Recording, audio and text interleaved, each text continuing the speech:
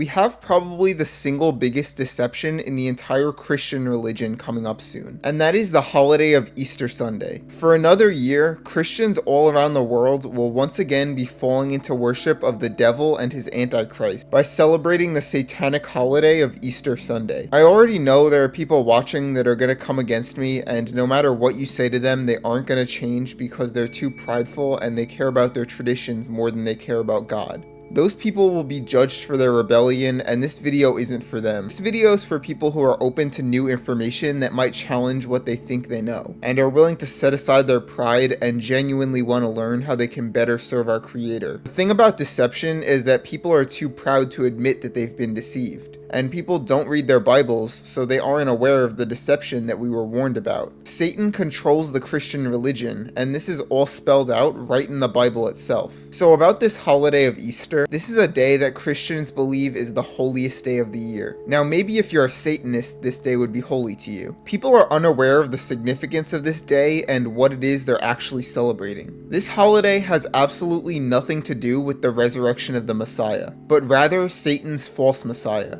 the Antichrist. There's a reason the holiday is called Easter. Easter is the Babylonian goddess Ishtar, who goes by different names depending on the culture. She was Isis to the Egyptians, Inanna to the Sumerians, Aphrodite to the Greeks, and is now worshipped as the Virgin Mother by Catholics. This goddess is referenced multiple times in the Old Testament by the name Ashtoreth or Asherah. She was a pagan idol and was called detestable and an abomination. Here's some references to where she's mentioned if you want to go check for yourself. What people don't understand is that Easter was a holiday that existed long before Christianity did. Ishtar is the goddess of spring and fertility, which is where we get all of the Easter traditions that are associated with her. All of these traditions with Easter eggs and Easter bunnies, this is all in honor of her. She's also the goddess of sexuality, and the modern pride movement traces back to worship of her. If you remember a couple years back, Christians were outraged when Biden declared Easter Sunday to be Trans Visibility Day. Yeah, there's no coincidence with that. Coincidence? I think not! That's what this holiday was always about from the very beginning. This whole holiday is complete blasphemy. Just look at the tradition of the Easter ham. A food that God considers unclean and sinful to eat has become a staple of the holiday. This all goes way deeper though than just the stuff that should be obviously pagan to anyone who's actually read the Bible. Aside from the spring related part of the holiday, like I said before, this is all about the resurrection of a false Christ, while they lead us to believe that this holiday is about the resurrection of the Messiah of the Scriptures. The entire holiday is ultimately about Satan and the coming Antichrist. If by chance you've seen my video about Christmas, you're about to see how these two evil and sinful holidays go hand in hand. This is all part of a massive deception. Everything you're taught in Christianity ultimately leads to Satan and the Antichrist. Christianity in its entirety is a religion that makes you believe you're worshiping the God of the Bible, when in reality you're worshiping Satan. And this holiday of Easter is one huge example. I'm going to give you the brief story of Easter and then explain to you how it all relates to today. And after this, you're never going to want to celebrate Easter again. It's important that you know who the goddess Ishtar really is and the role that she plays in the Bible, because this is something they would never cover in church. Ishtar is a major figure in the Bible. Most Christians won't think twice about celebrating Ishtar Sunday, but they have no idea who Ishtar even is. It's important you understand who she is and the role that she plays in the biblical narrative, because she's an extremely important figure and it isn't always obvious when she's being referenced. If you've ever read about the woman in scarlet riding the beast in Revelation, the harlot of Babylon, this is Ishtar. But because people don't have background on who Ishtar is, they just don't pick up on this. To fully understand who she is, you have to do research outside of the Bible. The origins of this goddess stem back to ancient Sumer, the land where Nimrod, who is actually the first appearance of the Antichrist, constructed the Tower of Babel in Genesis chapter 7. The Tower of Babel is one of the most significant events in biblical history, and yet it's only explained very briefly in a single chapter of the Bible. And the books that actually go more in depth with explaining what took place at the Tower of Babel, such as Jubilees and the Book of Enoch, were taken out of the Bible to cover up this deception. deception. Satan doesn't want you to know about these books because it completely exposes his plans. To really understand what took place at the Tower of Babel, we have to look at Mesopotamian mythology. It's not really mythology, but that's what people call it. Things like the story of Adam and Eve and Noah's flood came from this culture and later made their way into the Bible. So understanding this mythology is key to understanding the Bible. Sumerian myths explain that Nimrod from Genesis was no ordinary man, but was Lucifer incarnate, the sun god.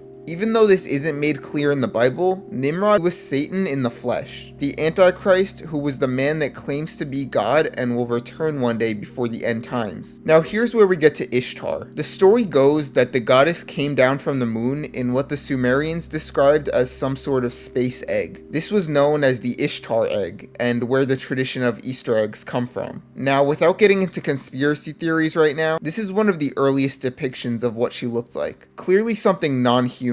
But for the sake of simplicity and so I don't confuse anyone, I'll be depicting her as human for this video. She was worshipped as a goddess by the Sumerians and became known as the legendary Queen Semiramis. She married Cush, the grandson of Noah, and gave birth to Nimrod, the incarnate of Satan. And this is where the story takes a very strange turn. She fell in love with Nimrod, her own son, and he died soon after, and she became pregnant, claiming that Nimrod had ascended to become the sun god Lucifer and had impregnated her. Satan reincarnated himself through the womb of Semiramis, this time as the child Tammuz, or Osiris to the Egyptians. He was born on the winter solstice, which is why Christmas is celebrated when it is. But Tammuz's life was cut short when he died to a wild boar. His death was what ushered in the winter season and a period of mourning. This is what the period of Lent commemorates. On the spring equinox, Tammuz rose from the dead on Easter and returned back to the sun. Meanwhile, Semiramis returned to the moon, and she was remembered as the moon goddess. This same religion was passed on through many different cultures. You'll probably recognize her as Aphrodite from Greek mythology, but she's also still worshipped today in Hinduism as the goddess Parvati, the wife of Shiva. Now here's how this all applies to today. You'll notice that Easter is celebrated on a different day each year. The reason why this is the case is because it's celebrating the first full moon after the spring equinox. Unlike our Messiah, who rose from the dead one time, the false Messiah rises once each year to usher in the spring season. This is why you'll see churches put up signs after Easter that say something along the lines of, "He is risen." Yahusha rose from the dead already. It's not a yearly occurrence. But what these churches are really celebrating is the resurrection of the false Messiah, not the resurrection of Yahusha, or Jesus. Now you have to keep in mind, these pagans called Satan God, making Tammuz the son of God.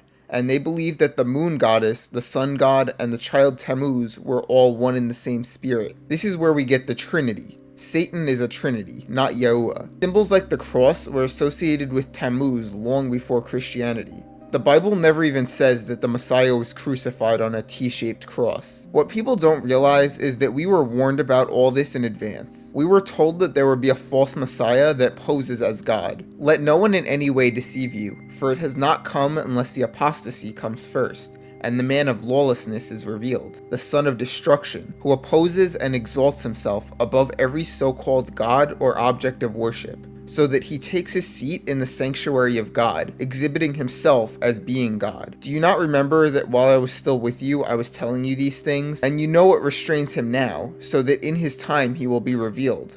For the mystery of lawlessness is already at work. Only he who now restrains will do so until he is taken out of the way. And for this reason, God will send them strong delusion, that they should believe the lie, that they all may be condemned who did not believe the truth, but had pleasure in unrighteousness. If you celebrated this holiday, you've fallen for the deception and are worshiping Satan. Repent before it's too late. I hope this message found the right people. Thanks for watching, and bye.